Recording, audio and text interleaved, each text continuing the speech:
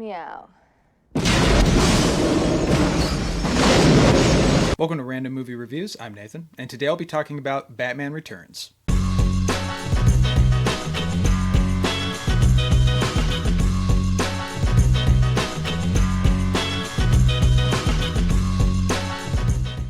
So I am starting off December with an alternative Christmas movie classic, and this is going to be a theme that I'm going to be doing throughout the month, talking about non-traditional Christmas movies, because to be perfectly honest, those are my favorite kinds. I'm not a big Christmas movie guy. There's just a lot of Christmas movies out there that are very, not just the Hallmark stuff, but kind of phony, insincere type Christmas movies that feel manufactured in terms of the holiday season, and it feels just as commercialized as everything else during this month. And I try not to be a Scrooge about this type of stuff, but what I like to do to help me get in the spirit is to watch movies that are kind of outside of the traditional norms of Christmas films. And that brings me to Batman Returns, a movie that I will be reviewing as both a Christmas movie and as a Batman movie. But what it really is, more than anything, is just a Tim Burton movie.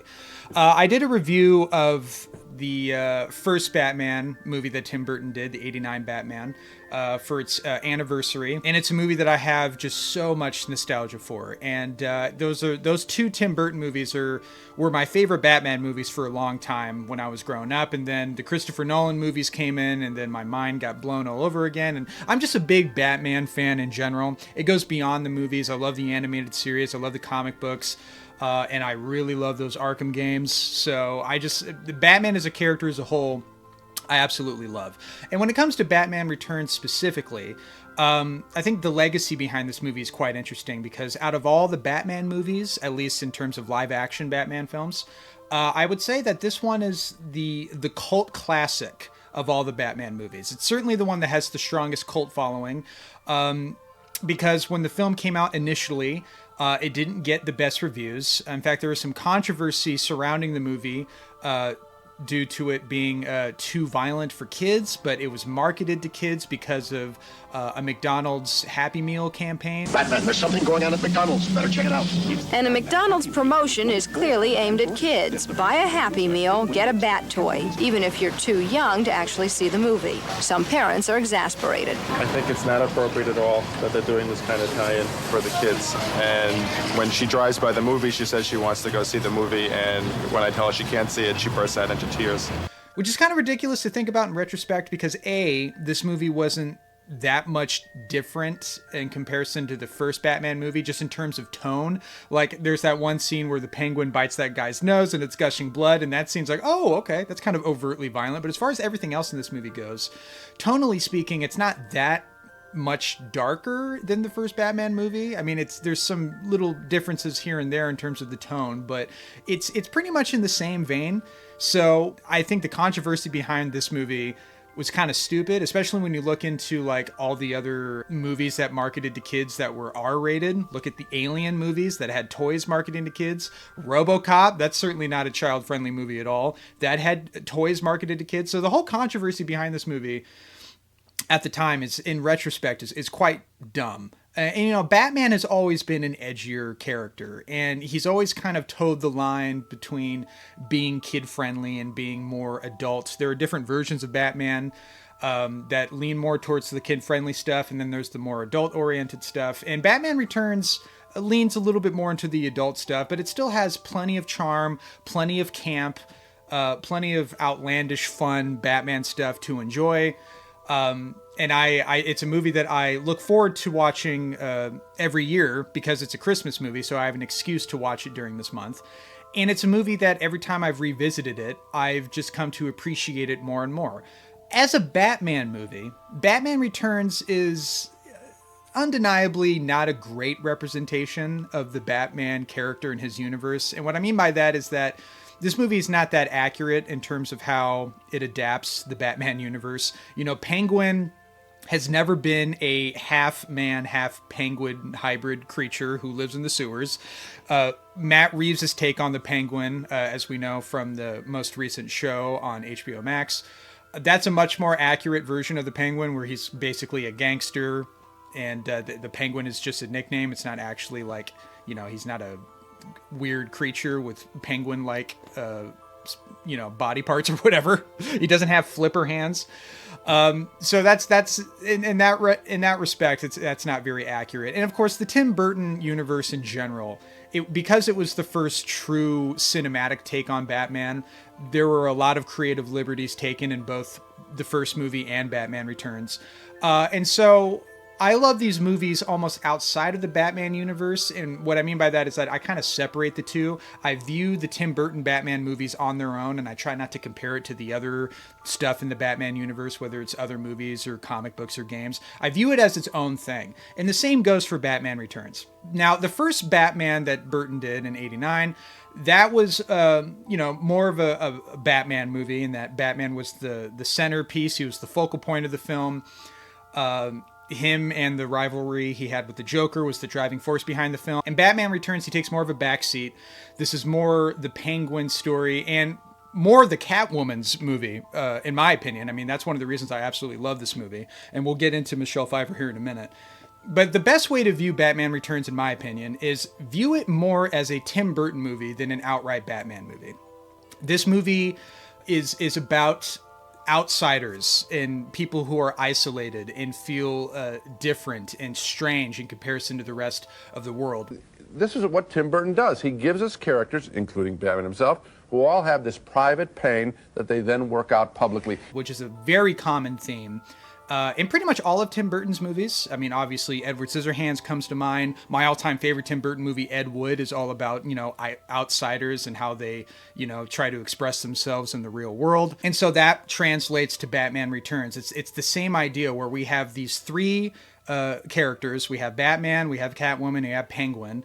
All three of them deal with isolation and loneliness and feeling like an outsider, and they all deal with it in different ways. Batman is more content with his isolation, and he's isolated because of the trauma that he experienced as a child, and he has tried to use that trauma as a force for good in order to help the people of Gotham. With Penguin, he was abandoned as a child. He was thrown into a little river thing that goes right into the sewer by Pee Wee Herman. And the way he deals with his trauma and his isolation is by getting revenge on the people of Gotham. He ends up becoming a pawn to Max Schreck, played by the wonderful Christopher Walken, with a crazy hairstyle in this movie. The main plot of this movie revolves around those two characters. Max Schreck is an evil corporate guy who has all these plans about stealing the power from Gotham and using that for greed and his own selfish purposes. And he hides behind the holiday season to try to present himself as a nice guy, as a hero for Gotham, but he's just as scummy as the Penguin. In fact, the Penguin actually points that out.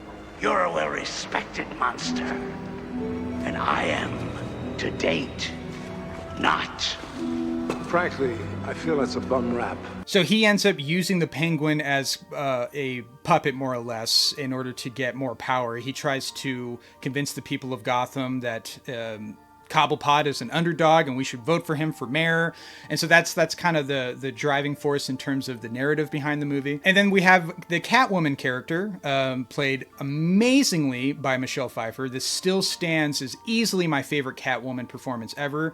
I actually really did enjoy Zoe Kravitz's take on Catwoman and the Batman. I thought she was really good, and I'm excited to see where her character goes in future movies or spin-offs or whatever. I think she does a really great job. But Michelle Pfeiffer, man, she really is something else. She is the highlight of the movie.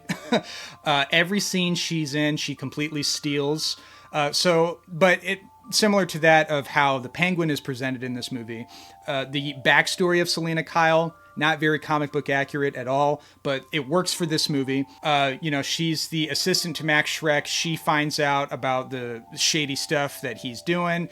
He tries to murder her by pushing her out a window, and then we have a wonderfully bizarre scene where stray cats come out of nowhere and they're like licking her and kind of nibbling on her fingers, and it appears to be that she is resurrected by cats. She basically becomes resurrected as Catwoman, as we know her as Catwoman. She has the most badass, sexy, gothic, twisted leather suit that's, you know, very crudely stitched, but it looks awesome.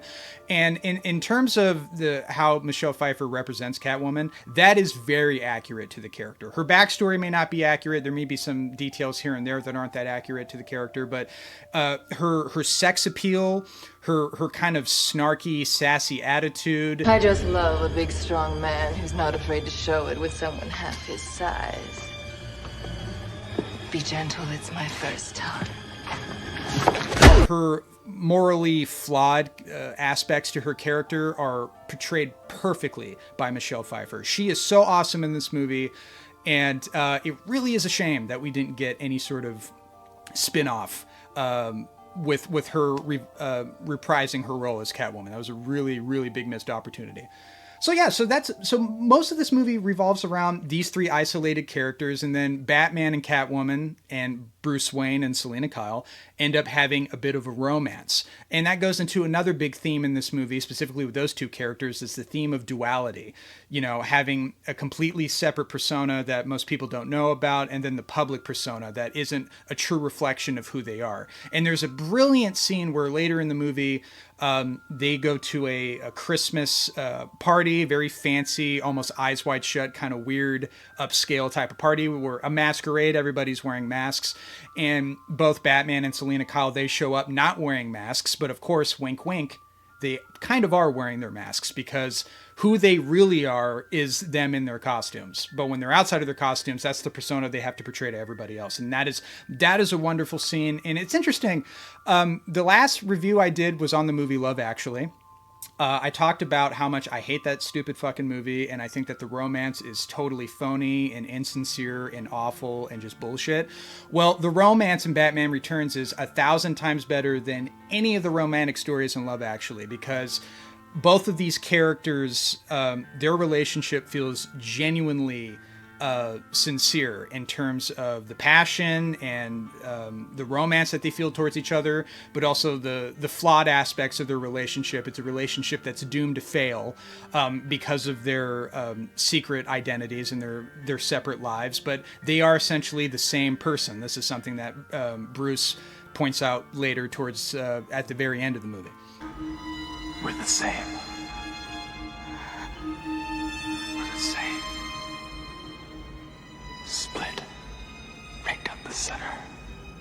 And what I really love about this movie overall, I mean, outside of the fact that visually, this is one of Tim Burton's best looking movies. It's one of the best looking movies like ever. I love the aesthetic to this movie. It is so gothic and creepy, but just stunningly beautiful. And I love the vibe of this movie so much. And to watch this during the time of the holiday season is even more wonderful, because I can't really think of any other Christmas movie that has similar vibes that this movie has. And that's one of the reasons why I love this movie so much, is because it's essentially a weirdo, gothic Batman anti-Christmas movie. It's anti-Christmas in the sense that it goes against the traditional holiday movie tropes, because it explores feeling isolated during this time of the year. It explores how greedy corporations exploit this season of Christmas for their own personal greedy gain. And because of that, this is a movie that really stands out, but it feels appropriate to watch during the time of Christmas, because it points out those aspects that you don't really see in other holiday movies. And it's just a good movie to watch because, more above all else, it is so much fun. Like, I know this movie might sound kind of dour based on my descriptions, because it's dealing with isolation. It's dealing with weirdo characters who feel like freaks and they feel like they can't conform to the rest of society. And it's dealing with the shameless commercialism and the corporate greed behind the holiday season. But this movie is actually so much fun. And there's a lot of camp in this movie, similar to that of the first Batman movie, where it deals with dark and mature themes, but it also doesn't take itself too seriously, and it knows when to have fun. And even though Batman is not the focal point of this movie, and he's not in this movie a lot, this movie does have some of my all-time favorite Batman moments. I mean, the Batman suit in Batman Returns might be my favorite Batman suit. I just love the costume in this movie. It looks so fucking awesome. We get awesome scenes like the automatic Batarang thing, which I love that scene. Batman is once again just murdering criminals left and right, which, you know, that's something that might bother me in other Batman movies. But like I said, I separate the Tim Burton movies from the other ones. In the Tim Burton movies, I have no problem with it, and I think it's fun when Batman takes a giant cartoonish bomb toy, sticks it down some thug's pants, pushes them down into a sewer, and he just blows up. I love that stuff. There's the awesome like Batwing sequence when he's flying down in the sewer, and there's so many great just Batman goodness in here. Even though his character's not the focal point of the movie, the movie still delivers in terms of giving us great, awesome, badass Batman stuff. And then all the scenes that he shares with Catwoman, you know, they meet up a couple of times. There's the fighting, there's the sexy banter, there's the flirtation, but then there's also the hostility between the two. That is pitch perfect. I view this movie more as a Tim Burton anti-Christmas movie with Batman characters in it, and it is thoroughly wonderful. So anyway, guys, that's my thoughts on Batman Returns. I absolutely love this movie, and I think it is a alternative Christmas classic, and I would love to hear your guys' thoughts down in the comment section below. And as always, thank you guys for watching.